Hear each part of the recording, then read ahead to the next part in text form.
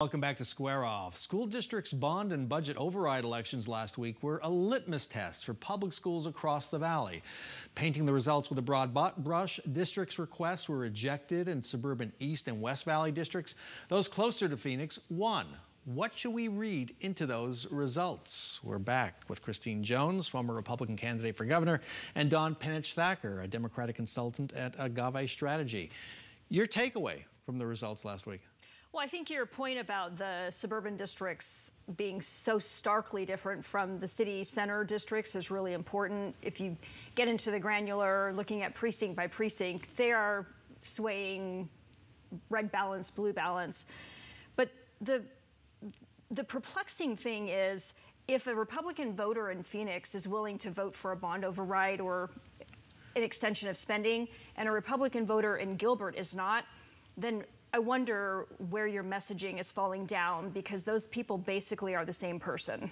And you did have the Arizona Republican Party, I think for the first time, could be wrong, coming out against all these bond requests and override requests. Your takeaway? I mean, that's a classic situation of cutting off your nose to spite your face.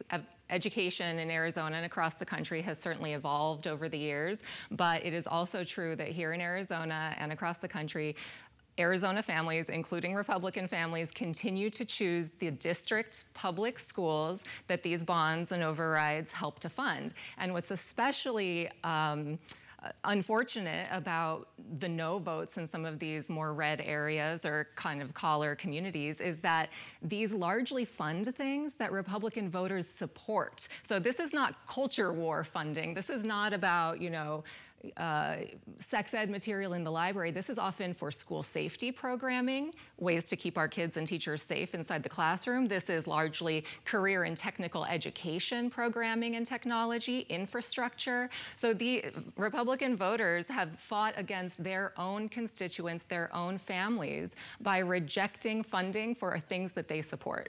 And yet here we are. Here we are. These elections have become politicized in a way they never were before, the Republican Party getting involved. I remember 10 years ago when the Maricopa County Republican Party came out against everything. There was an uproar. It's like, you can't say that, you can't do that.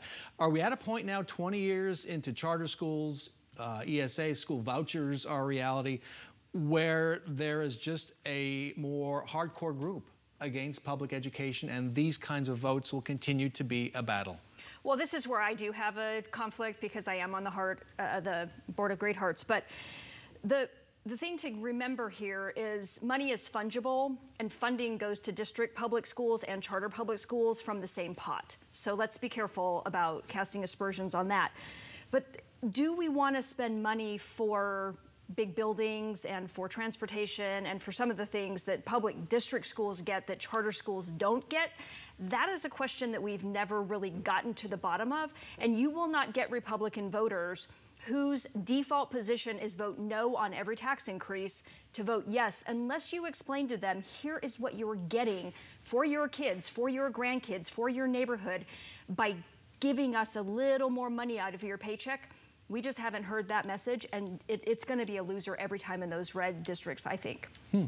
Well, last word, Dawn. I think we do need to figure out who we're talking to and what we're making clear, because misinformation, especially in the education environment now, is rampant. It has been so politicized. Even talking about it as tax increases is not technically true in many of these races, but voters were made to believe that that's true. So we need to figure out what we're saying to who so that we can continue to fund the schools that the vast majority of Arizona kids are in. Christine Jones, Dawn Penich-Thacker, thank you so much for joining us. Thank you. Thanks, Bram.